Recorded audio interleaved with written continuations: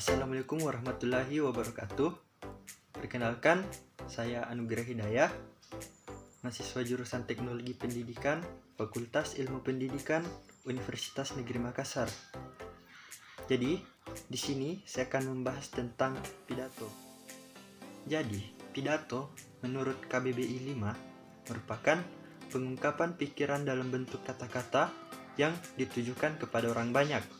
Jadi, pidato adalah sebuah kegiatan berbicara atau berorasi untuk menyatakan pendapatnya atau memberikan gambaran tentang suatu hal yang ditujukan kepada orang banyak. Fungsi pidato itu sendiri, pertama, merupakan komunikasi antar atasan dan bawahan. Kedua, mempermudah komunikasi antar sesama anggota organisasi. Ketiga, menciptakan suatu keadaan yang kondusif di mana hanya perlu satu orang saja yang melakukan orasi atau pidato tersebut. Keempat, yaitu mempermudah komunikasi. Nah, ada beberapa kriteria dalam berpidato. Pertama, isinya harus sesuai dengan kegiatan yang sedang berlangsung. Kedua, isinya harus menggugah dan bermanfaat bagi pendengar. Ketiga, isinya tidak menimbulkan pertentangan tentang sara. Isinya harus jelas dan benar dan objektif. Bahasanya pun harus mudah dipahami serta disampaikan secara santun, rendah hati, dan bersahabat. Kerangka susunan pidato. Pidato terdiri atas pertama itu pembukaan dengan salam pembuka, lalu dilanjutkan dengan pendahuluan yang sedikit menggambarkan isi materi yang akan dibawakan atau pidato yang akan dibawakan. Ketiga, isi atau materi pidato secara sistematis seperti maksud, tujuan, sasaran, rencana, langkah, dan lain-lain. Dan terakhir yaitu penutup berupa kesimpulan, harapan, pesan, dan salam penutup. Nah, tata tertib dan etika berpidato. Tata cara berpidato merujuk kepada langkah-langkah dan urutan untuk memulai, mengembangkan, dan mengakhiri pidato. Adapun langkah-langkah dan urutan berpidato secara umum diawali dengan pembukaan, lalu dilanjutkan dengan sajian isi dan penutup. Nah, sementara itu, untuk etika berpidato merujuk kepada nilai-nilai kepatutan yang perlu diperhatikan dan dijunjung ketika seseorang berpidato.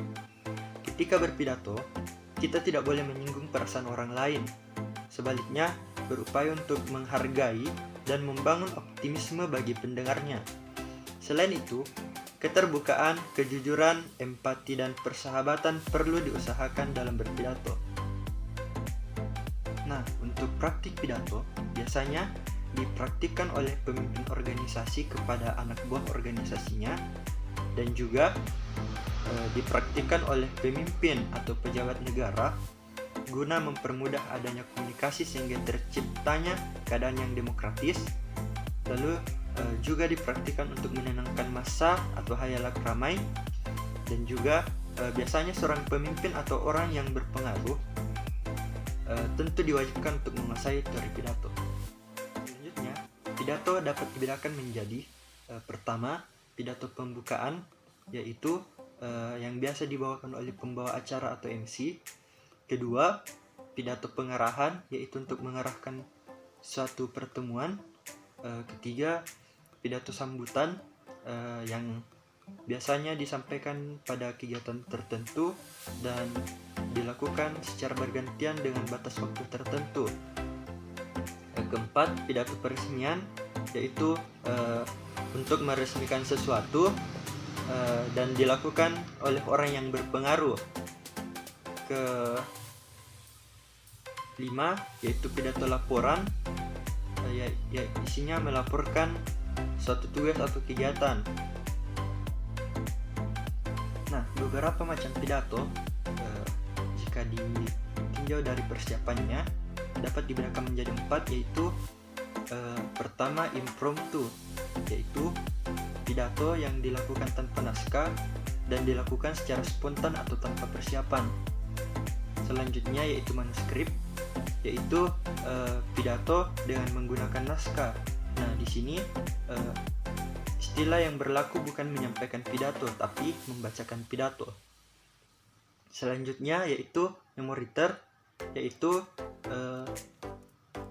metode yang digunakan dengan cara menulis pesan pidato, kemudian diingat lalu disampaikan kepada khalayak ramai. Selanjutnya itu extemporan, yaitu pidato yang sudah dipersiapkan sebelumnya berupa garis besar atau pokok-pokok penunjang pembahasan, dan tetapi pembicaranya tidak mengingatnya secara perkata tapi secara garis besar. Sekian, wassalamualaikum warahmatullahi wabarakatuh.